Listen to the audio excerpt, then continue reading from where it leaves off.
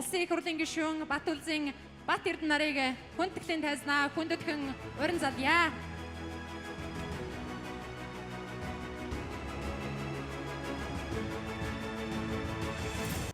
За, сайн байцгаана уу? Нутгийн зам олон та бүхэндээ энэ сайхан өдрийн мэндийг дэвшүүлье. Монгол улсын тусгаар тогтнол биднээс салаагүй.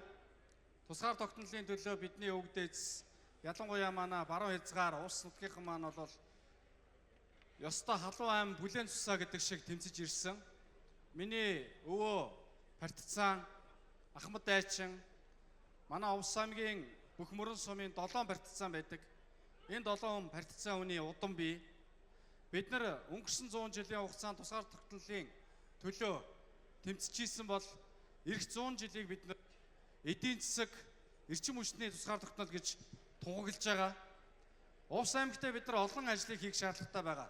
Ялангуяа ил жуулчлал өгчөж байгаа энэ цаг хугацаанд байгаль экологч суурилсан дэлхийн үн төрлөختөн хамгийн сайхан үзэмж төгөлдөр байгалыг хайж очдог болсон энэ цаг хугацаанд улс нутаг маань уул усны деважин болсны хувьд ургамал амтан их орон болсны хувьд олон гадаадын жуулчдыг хүлээж авахд бэлэн болж ажиллаа эхлүүлэх ёстой гэж бодож байгаа.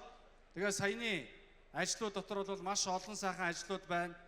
Өчигдрийн улсын хурлын гишүүдийн уулзалтаар бол улсын хурлын гишүүдэд тухайлсан үүрэг даалгавруудыг өгч улсын хурлын гишүүдийг энэ үүрэг даалгавруудыг биелүүлж ажиллахын тулд хариуцлагыг нь хяналтыг нь тавихаар манай Заяавал гишүүнийг бас тохоон томилж өгсөн.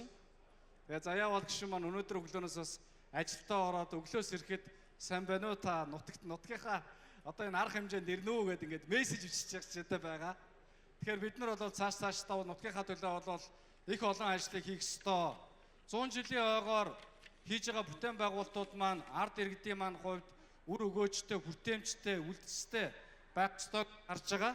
Тийм учраас улсын хурлын гишүүдийн хувьд бол тодорхой ажлуудыг иргэд рүүгээ чиглэсэн байдлаар бас хийгээсэй гэдэг ийм саналчлагуудыг гаргаад манлайллын дор явж байгаа гэдгийг та бүхэндээ дуулгая.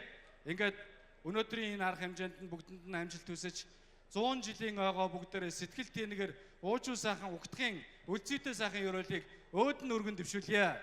Нутаг зүрхнээс уяатаа гэдэг та бүхэндээ маш их баярлалаа. Баярлалаа.